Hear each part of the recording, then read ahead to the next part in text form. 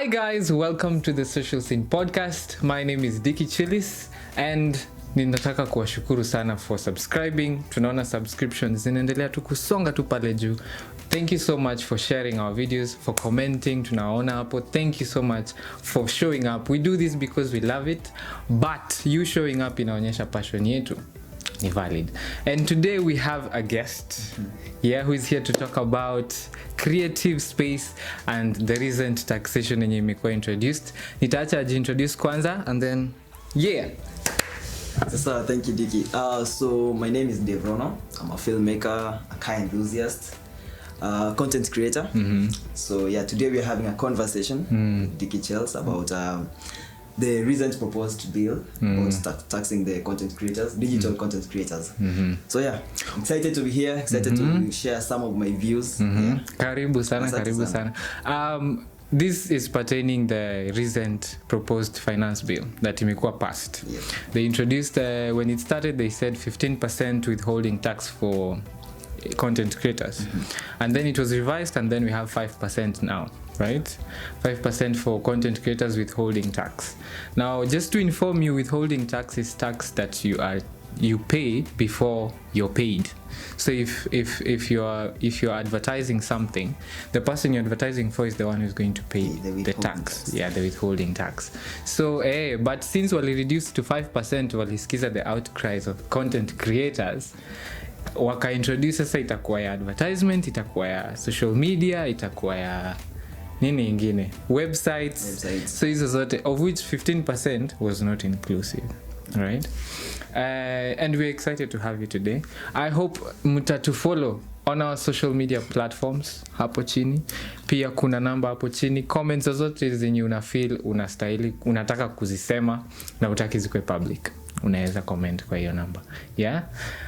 Umesema you are a car enthusiast, a content creator. Yes. So do you create content for cars?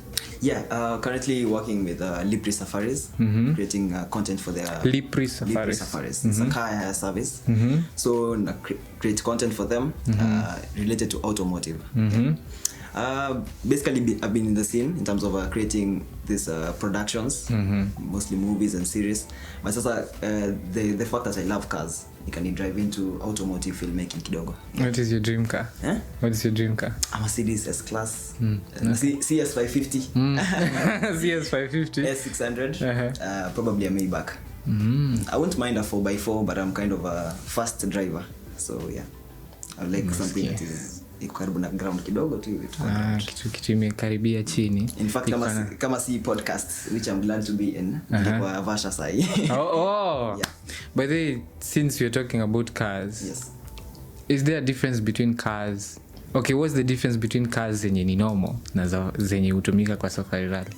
So for rally, of course, there's the advantage that at an accident, it's already caged up for you. They expect there's a possibility accident has happened. There's a high possibility, unlike the normal cars. So something my boss tells me a lot of times, because he knows that I'm a fast driver, and especially since it's a car hire. Your boss knows you're a fast driver. He knows. Nilishindwa kumficha. Nilijaribu then unatoka kwa ofisi pole pole alafu na speed, but eventually he knew. But one thing he told me is that Dave, what you need to know is that gari karibika, do you have the funds to do the repairs? So as a driver, sasa unaendesha, unajua ile safari anajua ikiroll damage itakuwa much. Wewe jaribu kukimbiza yako hapo, unajaribu thika road kidogo hivi, it might be a loss on your side. Yeah. So there's a very big difference between the two.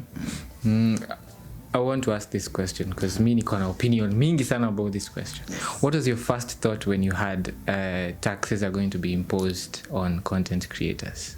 My first thought, I thought it was a good responsibility on their side, because content creators, just like any other job, they're earning money. I cannot say a lot of money, but they're earning something. So it is only fair that they're taxed. But now my first thought was, why 15%? Mbona wameruka mpaka 15%? So I think for me, the way I look at it is that the government wanted to start at a point where tukianza kubargain. It's like shooting for the moon, for the stars, and then landing on the moon. We start negotiating. So negotiation, and at least it's like when you're arrested, you get out, and then Tarao kwambia nataka 30k. ataki 30k anajua yani akianzia 30k utashuka by the time unamaliza nayo conversation hata kama umempatia 1000 yeye alitoka 30k mpaka 1000 yeye aim yake ilikuwa 30k ilikuwa tufike tu mahali tu tunaweza nini. Na hizo ndo zilikuwa thoughts zangu because nilikuwa nafikiria why is it to reduce just because that's a very big deduction. They made sure wame hit 15 because hiyo 5 ndo walikuwa wanataka actually. I'm thinking 5 that is what they wanted. I was even doing my research na jaribu kuangalia which other people wana taxiwa that high. There's no one that tax it was so high. 15 ilikuwa juu. But I think it was a very good bargaining power. But now the question is sai kama mtu ni content creator apate adverts za watu 10 ndio, so each brand watatoa 5% withholding tax. That's a lot of money. What It's a lot of money, but compare it to the 15 you know now at least. But you see the 15 ilikuwa on what you earn that whole year or that whole month. Yeah. No 15 out of everything. Atuangali kama ulipata brand deals or anything. Okay. This one goes individual. 5% for the individual. 5% for the adverts, 5% for social media, 5% for websites. I was like, hey. But funny thing, the question is, sasa, mimi kama content creator, nita feel the pinch because ujue inataxio before inifikie. You'll definitely feel the pinch kidogo tu. But I feel like hata ukilizanga anyone else, I think hata squeeze ni brag. Like even if you ask your friends about tax, nipa tax. Like they always brag about how they go and nil returns. Mimi ufikanga tu si deadline ni June 30th, okay, I'll just go and click nil. But now at the end of the day you need to understand that it's your responsibility as a citizen to pay the tax. So I think what the content creators need to understand is that the tax is their responsibility. So at least kukubali kulipa si mbaya. Yeah, it's true because at the end of the day I feel like citizens demand for these developments. Yet they don't want to pay the tax. Then at the end of the day unapata name sana kwambia mimi kanil tangu 2006 kwanza nimekuwa nikanil sijailipa hiyo tax. But at the same time you go there unapata barabara probably ilikuwa imeanza kujenga imestall. Angalia sasa gava vitu kama hizo. The question tena is hata kama tunasema ati tunataka services, tuko sure hii tax yenye tunalipa tax ita hizo services tunataka. Now, at least with the experience I have being born and living in Kenya, I think there's that aspect that at the end of the day nini. But I believe kama sasa the same example too, the way mtu atasema kitu kama mimi nakanga nil returns, it's the same way you ask somebody, you know, ukiko politician uko kwa hiyo position as the same politician, unataka kuniambia utaguze pesa, people brag about that thing, utakwambia mimi kwanza nitamaliza coffers kabisa, alafu sasa ni make sure si trustable. So I think it's just as an individual, if you pay tax, I pay tax, alafu we just try and hold these guys accountable, it will be good. Itakuwa poa. But hapo ku nini I'm sure it will. Because mimi kama content creator bado tujaanza ku earn our producer. Fanya kakitu. Bado tujaanza ku earn, but I'm thinking when we start earning, hopefully. Yeah. Hopefully. I'm thinking nikilipa tax, I need to see the services zenye hiyo tax inafanya kazi. Because I understand that when you want to our government ama any other person alipanga pay as you earn. Mimi sina pay as you earn, right? So niko na hiyo responsibility ya kulipa my share of the tax. But at the same time nataka nikienda pale nje shule iko imejengwa, mtoto wangu asiingie shule mbaya, nimelipa tax. Mtoto wangu atumie barabara poa. At the same time chakula ipatikane. Yeah. But now sasa because niko na swali hii story ya advertisement like going individually, you know, that was the catch.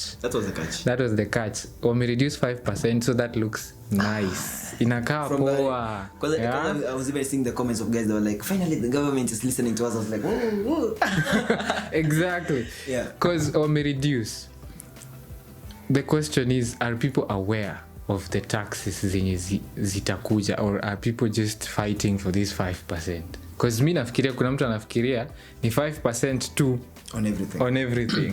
Are people were you like aware of that situation? Okay, for that detail ile at 5% for this, me I knew for the advertisement jobs I knew it was Now if you get 3 advertisements, now it will of course the three advertisements that you're doing. But sikuwa najua itakuwa okay for this specific one nini. But I knew so long as you have an endorsement deal, it's just like a company saying tunajaribu kutafuta a marketing agency that can come and market our company.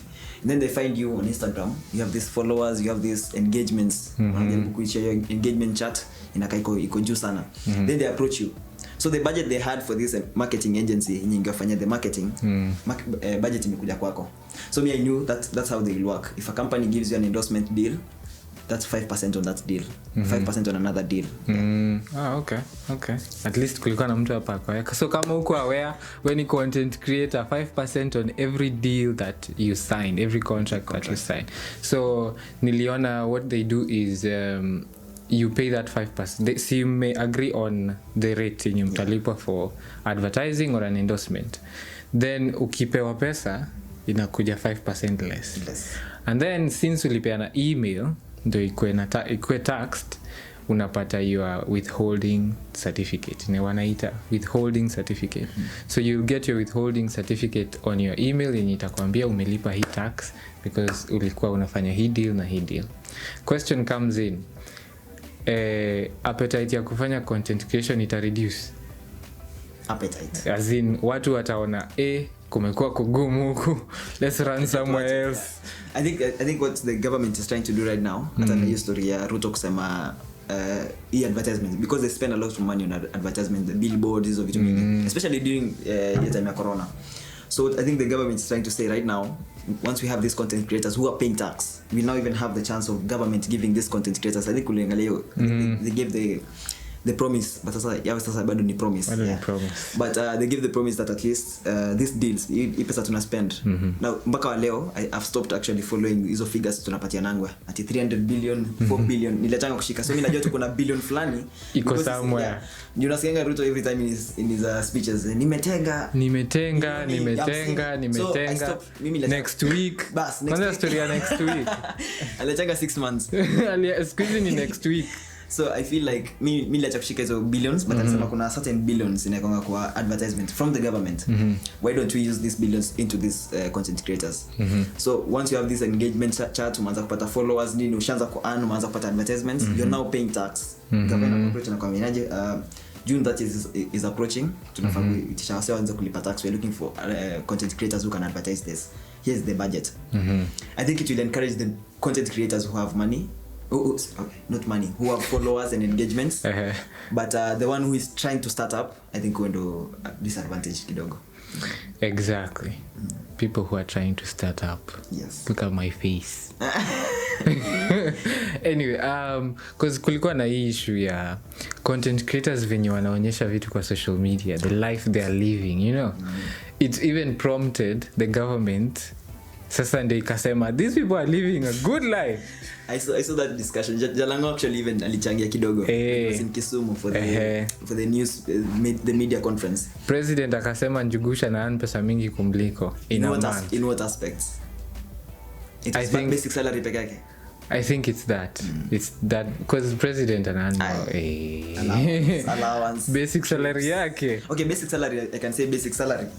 Yes, a president Njugush definitely earns more. Yeah. But when you add those allowances, this guy travels like his life is, he doesn't use his salary for his needs. Also the investments he has made over the period of over his life, yeah. Yeah, but I think if I the discussion niliangalia because I feel like okay, I'm in the car hire business. So naweza sema sasa nikikuja na TX na nipaka hapo mbele without anybody or a TX or a V8 or let's just say a high end machine, nipaka hapo hivyo somewhere without anyone asking, someone will just assume it's mine.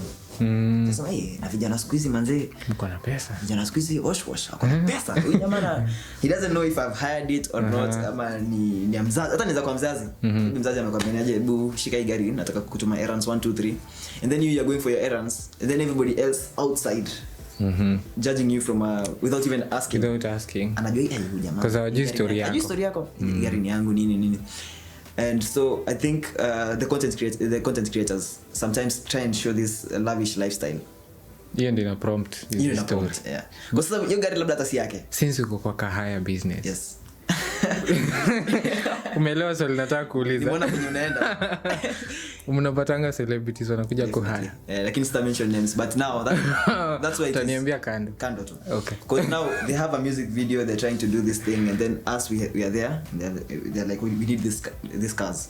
So it's for the music video, but it's also for the flex. But now we jamaa kuja kuhaya kwetu for like 3 weeks. And they show you 3 weeks kila siku kwa Instagram live, kwa TikTok live, ana post kila siku.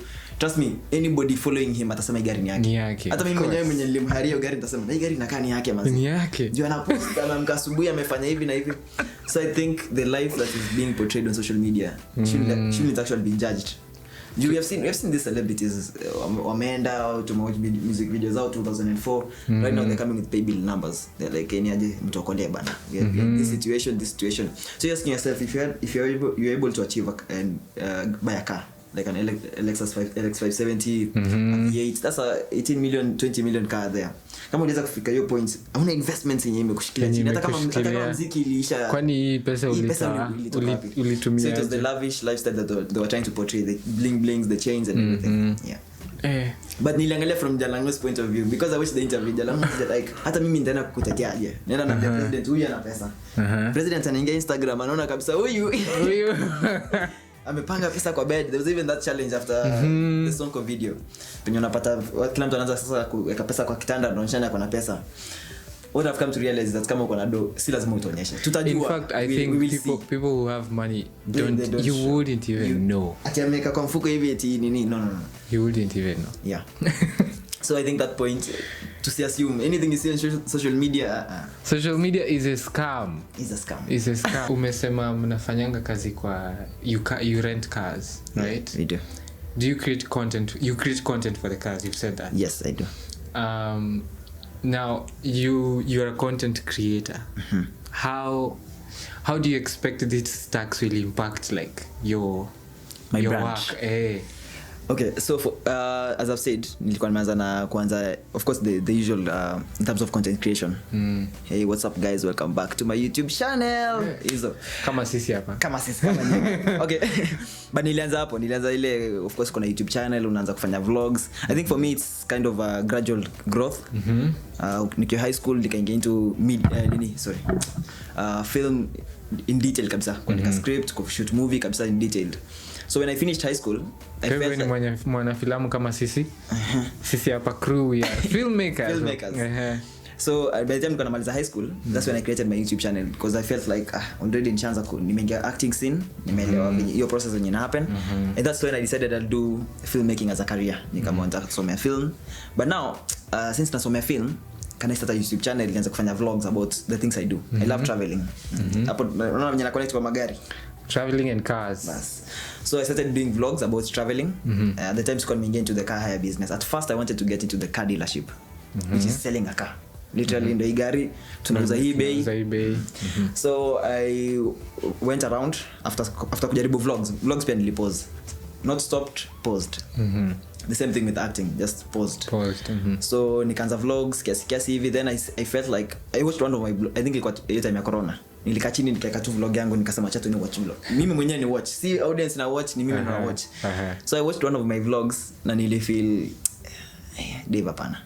Hata mimi ningekuwa audience singefinya like, singefinya subscribe. Ilikuwa mbaya. Ilikuwa I think I'm more of a perfectionist. Kama nimefikisha hii bar, the next time nitataka kwenda hapa. Kama iko hapa sitaki. Nataka iko hapa next time iende hivyo. So I decided let me pause vlogs. Let me take a step back niangalie how can I improve in this. So hiyo ilikuwa time ya corona. Idol nini unapata tu unacheza PS the whole day or something. So I decided let me get into the car business. I've always loved cars. I'm a fast driver. Everyone knows that. Imeniingiza kwa kesi mingi but everyone knows that. So I decided let me venture into cars. The first idea was let me get into car dealerships, tuuze magari. So I went around looking for a job, nikapata ya car dealership. Mtu akadisha akaniambia so if you can advertise this car na uuze, then we can talk. Hata tusiongele story ya salaries nini. If you can just advertise this car na iende. It was a high end car. I looked for a customer. Ushaitafuta customer kila mahali. Hata unapost kwa story unasema ni aje manze gari ni 4 million or something unajaribu kwa the question is what was your how on your post status wange afford I'm going there. Ndio maana nakwambia nilishift. So I tried looking for a customer. Eventually, during these family meetings, nikapata msemi alikuwa interested. He was a friend of my uncle. So kaniambia, niko interested. Unauza magari wapi? Kama hapa Kilimani nini just okay, I can't say the name of the company. But yeah, compare directions. Unaweza kuja hivi ukifika hapo wewe ni call to. This guy called nikiwa class. Hiyo class ilibidi imebounce by force by fire.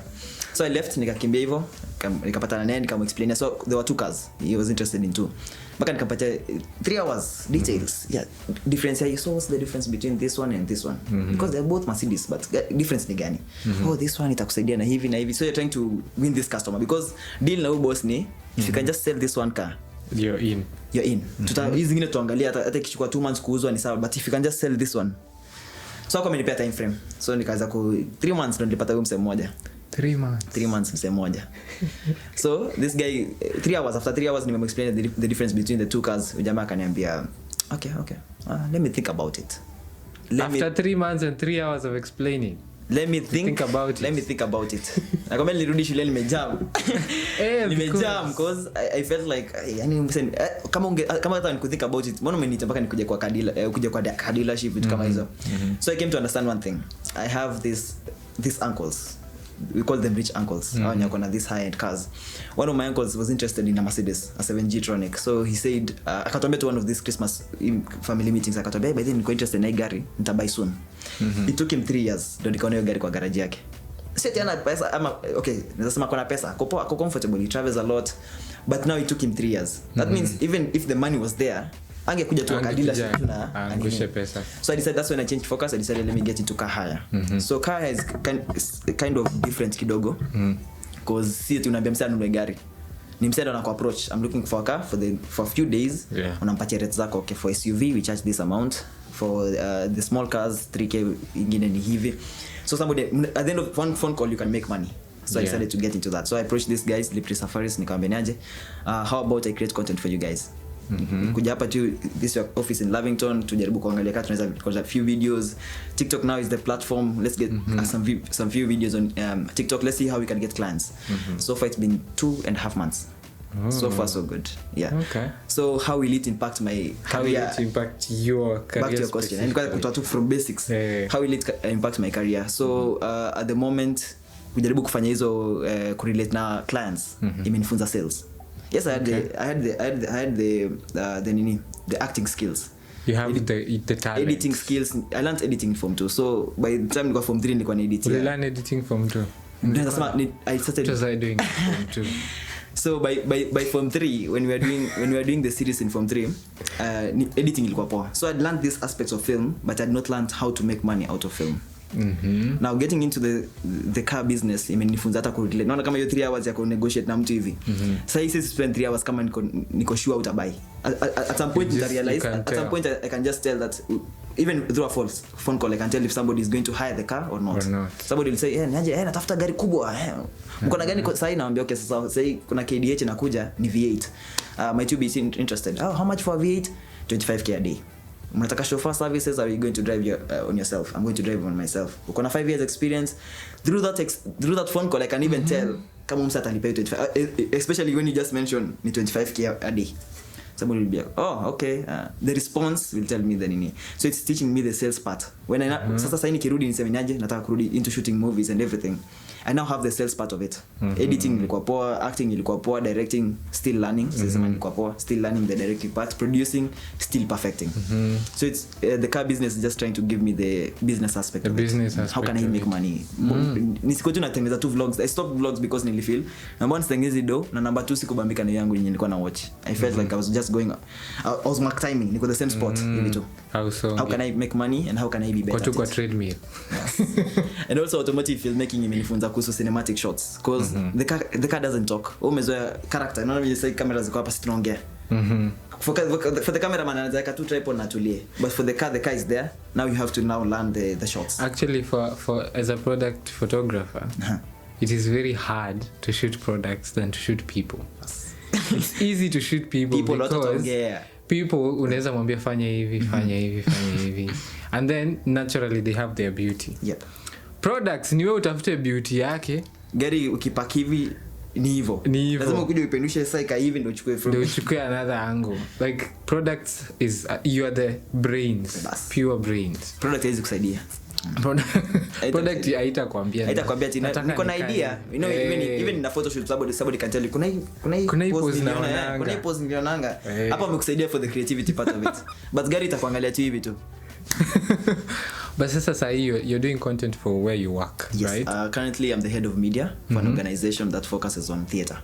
Oh, okay. Yep. So you are at the company Theater. National Theater, and you're also working as and I'm also a student. Niko shule. Hey, where trying to mix up. What are you doing? Every day I ask myself, Dixon, what are you doing with your life? Dicky Chillis. Yeah, I'm trying to balance all of them, but they're working out fine because you see theater over the weekend. There are shows at the National Theater. Kama sasa nikitoka this one, there's a show at 3 p.m. at the National Theater. I have to do the coverage. Una rehearsing lini? Mimi serious. Mimi niko the media head of media. Oh, so we do the coverage for all these performances. Also, you don't act. Why theater bana? Theater. Okay, for me, I think what I've come to learn, and I've interacted with many thespians, is that when you start with theater and then you get into acting for screen, even if you watch this Showmax series, I was able to me wanaga Kenti National Theater, wanakuja kufanya theater. So for them it's easy because now they have practiced with a live audience. Ukikuja kumeka kwa camera kwa sawa. Now for me when I was in high school, since I messed up, but I went directly into film because I was watching these movies and I was like, niaje so nyara kwa hiyo movie I want to be like them.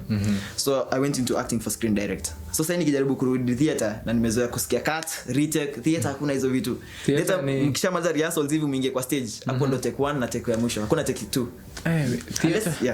Theater is good. It's nice. Iko na flow. No, si katai. Kuku. But the question is, hata kama how do you rehearse for all those days? Usually doesn't make economic sense to me. Niambie. Especially for an upcoming artist. How do you rehearse for all those days? And then you're paid for a show. Not for the rehearsal. For the show. For the show. Peanuts, bro. And you're paid because you're an upcoming. You're not paid in like 5 figures. 4 at most.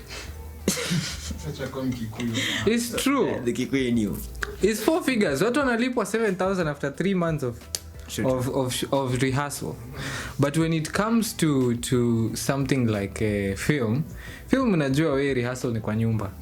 Wewe umepewa script. Umesoma. Utanipata hapo mimi mtu wa continuity. Nitakuuliza nipe lines bila kuangalia script. Tusome lines na kurusha kwa director. Bas. Chapa show unalipwa. Show ikitokea pesa yako imekaa. I feel like theater nimeinteract na theater na kitu nilifanya nikabaki ni juu sijai kwa into the world of theater. So surprisingly just a week ago we did there was a workshop, an 8-day workshop with the Czech Republic and the USA. Walikuwa wamekuja, we had invited them to facilitate. You worked with inaitwa Czech ama Czech Republic. Whatever. But I like the way they talk. Ni interact now facilitators kuna English flani hapo hivyo. So we invited these facilitators from USA and Czech Republic wakakuja Kenya for 8 days. Showcase ilikuwa actually last week. A day like this, last week Sunday. So during the showcase walikuwa wanaonyesha inaitwa Anthology of Everyday Struggle. So the thespians were actually showing, I will really love you to watch that thing. Walikuwa wanaonyesha the struggles they go through. They shot the whole thing. You're talking about you're talking to the person who shot it. We forgive us. I really like you to watch it because unaangalia how thespians wanaonyesha the struggles wanapitia even with the producers. Unaona kuja jajiwa.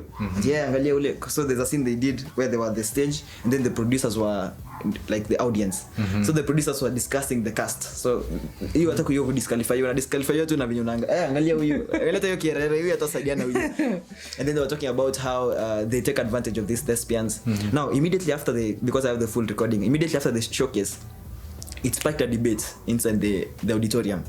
Literally like kila mtu anaanza kuongea mbona sasa what are we going to do, what's the solution that we are going to have for these problems tunaangalia hapa hivi in terms of hata hiyo nimesema ya do.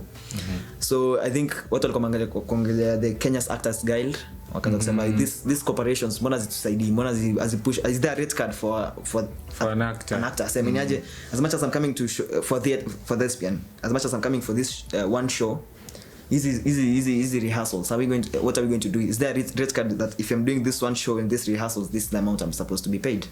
Yeah, so nilipenda hiyo discussion because watu walikasirikiana kwa hiyo theater na it was very fun for me because camera tu napendusha tu mtu akiongea hapa reality show fulani. Yeah, reality show fulani. I was happy that the conversation is happening and I was happy that this 8-day workshop ili spike your conversation such that tuongelele awasonyo nateseka nini inaendelea. It was actually last week. Because you see for film, yes, you may not get paid while you shoot, but a professional film company, a professional film set, they provide transport, they provide food, and they traveling provide accommodation. You see, which is true. So for theater it's different. It's ujue venye utafika na time yenye tutatoka ujue venye na tena usichelewe and then they're rehearse. Hey, I know theater directors. Umepatana na hawa. Nimepatana nao. Theater directors watakangi mchezo when it comes to rehearsal. But do you feel like if theater is in the arts industry, if you look at the cabinet secretary of arts, Amabuna Mamba, they spend a lot on sports. Yeah. Kama sasa hivi Kipyagona amerudi amepata sijui nyumba Park Road 6 million, amepata 5 million shillings. These rewards, how much do they spend on things like theater? Like Ababuna Mamba himself, he works closely with the organization I work for. So recently walilipa the winners of the Kenya Theatre Awards. Wakapatia 100,000 each winner. Oh really? Yeah.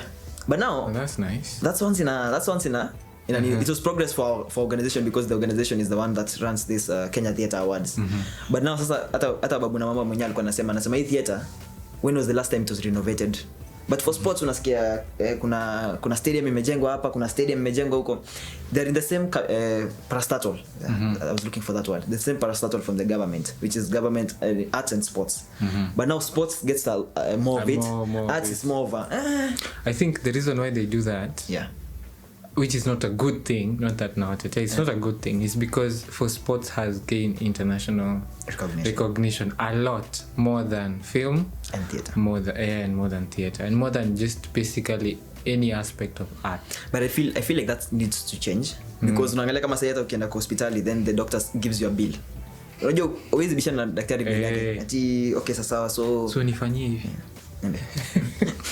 nifanyie hivi mimi niko na hii daktari atakwambia ni aje akuangalia 3 million shillings. Do you know that family harambe huitwa hauna but now sasa takusaidia. Imagine yourself as a content creator, you're dying. Bas as a content creator you approach somebody and somebody mtu anakuambia ni aje si yako ni kamera tu, mbona hii bei imeenda hapa? It's because they are underestimating your potential and also the skills that you have. Yeah. True. Like right now, I think also when it comes to the tax that Wame introduced, I also think people need to educate themselves so that kama sahi mtu ajui analipa tax aje. You see, for most content creators just know about 15%, 5%. That is the most common word yenye watu wanajua when it comes to this new tax. Ndio. Alafu juzi nikakuwa na argument na mtu, not argument, discussion about as an artist, is it necessary for you to go to school to study art or ni talanta explore? I'll take myself for an example. I think going to school is just getting a better experience. It's like sharpening. Yes, the talent is there, but now it's called honing. Honing the talent. So I study at ADMI. Doing films and TV production. Nice. So it's not like I don't know how to shoot a movie. I know how to do so. But now going into school is just getting now the better experience and also interacting with professionals in the field. Nisana kwambia ni aje okay sasa yes unaweza fanya hivi but there's a better way of even doing it. And then you get to interact with these people when they're your peers. Now try and imagine 20 years from now. These guys will be doing their own things. Now collaborating with them will be very easy because you started together. Tulisoma na huyu ndo alikuwa klasi yangu ndo alipiga retake ile siku fulani kitu kama hiyo. So I feel like going to school is just trying to hone the talent. The talent is there. Just trying to hone it. School provides a platform to like grow your talent even more. Ndio. However, because nakumbuka nini class ya editing, the first class ya editing tuna introduce introduction to editing. I was very bored in that class. Kwa sasa unaangalia msana nika notes, me this is something I knew kitambo, but I totally understood how the lecturer wanted to start us off ni kama sisi wote tujui. But I remember nilikuwa naboeka class, I was even saying sasa unatuambia nini ati there are several options of softwares you can use to edit. There's Adobe Premiere Pro, there's DaVinci. Unashangaa vitu tunajua. But yeah, it's just trying to hone the talent. Basi unajua ni wewe ulikuwa unajua. Basi ndio maana nakwambia watu wengi tunaingianga shule hizi vitu zina sound Greek. But by the time tunatoka hiyo shule, tuko na wewe hapo. Okay. Bumper to bumper. Yeah. But again, tax is the business side of art. Sindio? And I think shule, I don't know kama IDMI mnafunzwa the business side of film and TV production. I think same for nafunzangwa same for cause yetu inakuanga it's a unit but the way okay maybe ni alitufunza but I totally understand you because I have friends in the other universities that offer media. I won't mention them, but I have friends who are there and they come to ADMI and they also even the way ADMI even the units when you break you down see ati do it's not supposed to make you fail, it's supposed to actually help you grow. Na napenda lecturers who make it clear hivyo class. Nasikia lecturer anakuambia niaje mimi siko hapa kufanya ufail, niko hapa actually to make sure that uko poa, yani umeget hizo skills. Some other schools naangalia units zao, we are doing films and TV sisi wawili, we are kwa ADMI, wewe mwingine ako another university. I feel the shade but leo kuna jua leo but na feel the shade kuna come ninasomea ADMI nasomea this different university but the units are not the same. Mi yangu unit yangu specifically imeandikwa Adobe Premiere Pro video editing. I'm studying for this software. Mwingine anafunzwa video editing as a whole. Yeah. So naangalia kama mmesema hiyo story ya business side, I think our producing unit lecturer alikuwa ametuambia hiyo ni sem4. Like literally mnakaa chini mnasema sawa, niaje sem 1 mlifunzwa hii, sem 2 mmefunzwa hii, sem 3 mmefunzwa hii. Now let's learn how we can make money out of this. Before we get sem 5 kuna hapa katikati kuna nini? Attachment in attachment some internship both yeah. Okay, kuna space hapo katikati unapata 3 months then when you come back for the semester 5 unamaliza kila kitu. So ADMI is just 5 semesters.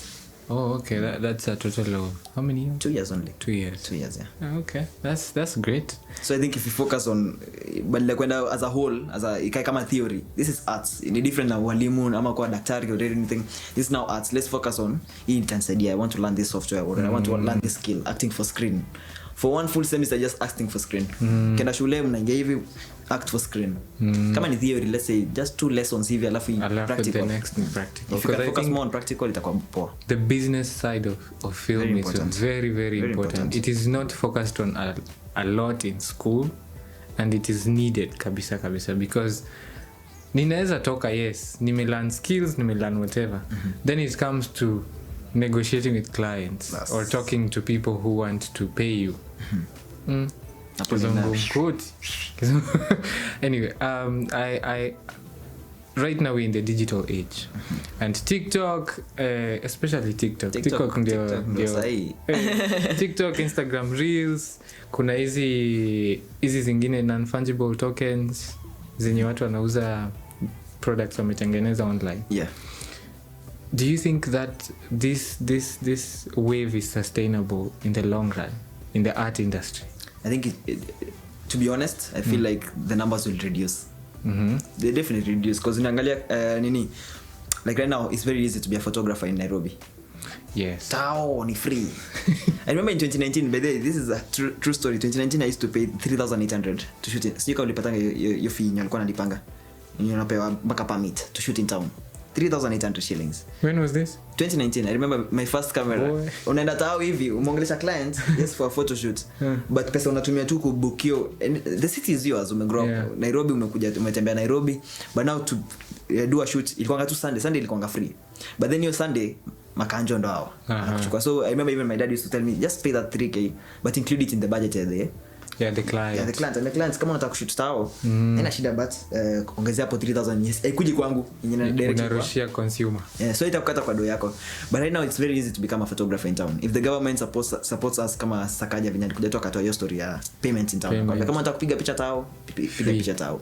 So siku hizo unatembea tao very easy to kupiga picha. So now imagine these people wakiambiwa 3,800 ingia tao Sunday utapata saa ngapi tao akipiga picha. That means tutakuwa na yeah. So the tax, trust me, utapata ule mtu, hey what's up guys, welcome back to my YouTube channel ilienda hivi kapotea. But the guys who will sustain will earn more because I feel like I think these things the government ilikuwa shatuona. Nilikuwa nimewaona because nini for this tax I was doing my research. Ruto already alikuwa shasema in November. I think it was 2 months after he was now in government. 2 months after the government he said he wants to increase the tax collection from 4 trillion to 5 trillion. Hiyo 1 trillion itatoka wapi sasa? Hiyo 1 trillion itatoka wapi? Lazima ingetafuta hapa na pale. And you know that time guys were like, yeah, ongeza. Jenga ile fanya ile hustler fund vitu kama hizo. So I feel like we were warned tulikuwa tumewaniwa, lakini I feel in terms of numbers of the content creators that reduce kidogo. It will as I said before, it will disadvantage the guys who are growing. We're now trying unajaribu ku grasp speed wewe kunachukuliwa, unajaribu kushika ingine inachukuliwa hivi. And also Jalango's point, if you are flossing on social media, it affects. How do you expect not to be taxed? Ukionyesha uko na pesa. Wewe mwenyewe umetosha, umedadiani, umerudi, umeingia, hata hujafika Nairobi, umefika hivi ukachange kwa airport Dubai, umerudi hivi, lakini kuna msee alisema alikuwa na Gikomba hapo hivyo kando hivi. Kama ule demwa alisema ameenda wapi, Turkey. And then ni Jambo Jet ufika Turkey. Jambo Jet inafikanga Turkey. So your pressure social media pia isipeleke content creators to that direction. If you want to hire, but don't say it's yours. Don't mention that part. The fact that people are lying like that, I don't think. Okay, maybe the big giants what sustain, but when it comes to content creators sustaining the life on social media, hiyo nayo itakuwa ngumu kama mna floss, kama kazi ni kufloss. I feel like if you build the skill, itakuja tu mbele tu. Itakutafuta somewhere. Okay. Where do you see, because okay, EP entasem, where do you see this industry, the film industry, in 10 years from now? There's so much hope. Very much, so much hope. So I feel like we should not try and kubishana na wale the Hollywood type. I feel like how mefika the mic timing thing I told you about. I feel like Kenya we have now the chance to grow. You get into this squeeze mingi set na furaya sana. You're in a Kenyan set kuna rigs. Mako you're like, hey, no. These are things I used to watch. I used to love to really watch behind the scenes of these Hollywood movies. And like Fast and Furious behind the scenes. And you see these big rigs, gari na pitch up, this green screen, and now they're happening in Kenya. Now for them, the disadvantage Hollywood, Nollywood have is that awasha grow. Wamefika point flani yenye wana mark time sasa. Wako the same spot. Have you seen the reviews from Fast X? Watu wana watch Fast X and you look at the reviews and they're like, ini kitu nye, I'm sure the producers were like, this is the bang, tunamalizia hapa hivi yani, comments taingia hapa nitakumaliza. And the comments that enter claim that we have seen these things, hii tumeshazoea ini uongo tupu vitu kama hizo. So I feel like for Kenya 10 years tunasonga mbali sana. For them the mark timing, now they're waiting for us. However, there's nothing new they're adding much. True. Hollywood, nothing new. So I've watched the movies. But for us as Kenya, I think even as Africa, we have such a huge step to take in terms of our stories, focusing on our stories, because I don't think our stories tumezi explore sana, and this is the time to explore stories zetu sasa and make money out of our stories. Si lazima umeona hizi za Spider-Woman wa Nigeria. Spider-Woman. Tulikuwa na mwingine. There was another one ilikuwa ya robot fulani inaruka. We have a lot of stories. We can tell our stories. And ninapenda venye Kenya sahi take up the role of telling stories that are related to our culture. Hata kama ni modern, ina relate to either marriage, taboos, nini. As in, there is a lot about what we believe in, what our society, our fabric is. I believe kuna time hata ulikuwa unauliza mzee kama na watch movies za Kenya, for him it was kind of akwanta kujiassociate. Yeah, mimi movies za Kenya mimi sipendangi hizo. But I feel like squeeze hata unaingia Showmax and you're actually proud. You're proud of what is there. Video like why? Yeah. Hii imeshoot Kenya, then you see the drone shots. Hii hapa sinaendea, hapa najua hii ni Kenya tapping. So yeah, there's room for improvement. But we should tell our stories. Hapo nakubali kabisa. Okay. Our producer usually ananiambianga nimuulizie swali moja specific yenye anataka every guest ajibu, akisikia opinion zenu. Yes. This question is, if you had all the power to create one law that everyone should follow, if you don't follow you get jail time, or we do it the traditional way, guillotine mbio mbio, what is that one law? Well, for me it will be do unto others what you'll want them to do unto you. Okay. So Deep law. It's deep. If someone did not do what they would want to be done to them, left. Yeah. Wewe kama ungetaka kuibiwa, mbona uibiwe mtu? But that's a way of creating order. Yeah. Wewe kama, but I love it in Dubai because Dubai hawezi ibiwa. Ferrari yako hapo na kifunguo na itaenda. Yep. Because everyone knows ikienda mkono inaenda. Yeah. Actually huko unaweza sahau simu. Unarudi unapata. Unaweza sahau simu kwa street. Bas, na utarudi pata hapo. And the cameras are everywhere. Like utatafuta hata kama wewe ni visitor, wewe ni tourist. Utakatwa mkono. Yeye ndio mmelanga kila mtu utakatwa mkono. Unakatwa mkono. Yeah. So I feel like if before you do any action ukumbuke na mimi ningependa kufanya basi. Naambianga mwizi ni mkono mrefu. Basi unaambiwa hii mkono sasa mkono iko fupi. Yeah, but that will be the law I'll go with. It's a good question. Okay. As per the tradition of this show, guest mwenye alikuwa before anauliza the next guest questions.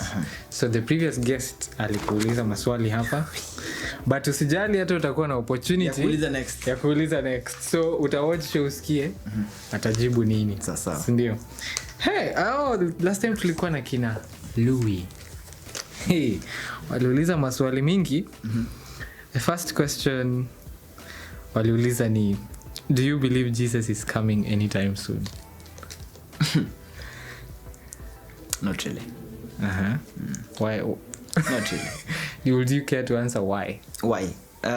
Na feel tumekuwa tukingoja for a while. So the focus should not actually be anakuja lini. Is, are you ready akikuja anytime? Okay. That's a good perspective. Yeah. But sio akikuja soon. Takuwa ni billions bado kwa acha nifike 50. Mimi nataka akuje nikiwa 20. Asikuje sahi. Okay. Alright. Mi nikiulizwa kama anakuja na magari na vitu kali fike hapa. Si ale hizo ni zaburi. Zake atujenge nyumba huko. Nice. Tuko na castle. Mbona nisiende? Bas. The second question. Yes. What is your definition of happiness? My definition of happiness. Ni deep ni aje. Hata umeamua kutupea majibu deep. Lakini ni deep. Definition of happiness. Living in the moment. Na feeling tunaombeanga vitu zikuje, na zikikuja tunasahau zimefika, tunaanza kuombea zingine huko hivyo. I have such a problem. Definition of happiness. Yes, umekuwa ukiombea hiyo bed sitter. Yes, umeingia kwa hiyo bed sitter. But sasa hiyo unataka one bedroom. So uishi kwa hiyo bed sitter ujibambe hata. As you save up for that one bedroom. Enjoy the moment. Nice. Okay. The last question waliuliza ni what is your contribution to society right now that you can measure? And what are the metrics behind your answer? Contribution to society. Yeah. That you can measure, so that useme the metrics zenye unatumia kumeasure. Yes, and deep. Yeah, me hit the spot. What am I contributing to society? Nini nafanya?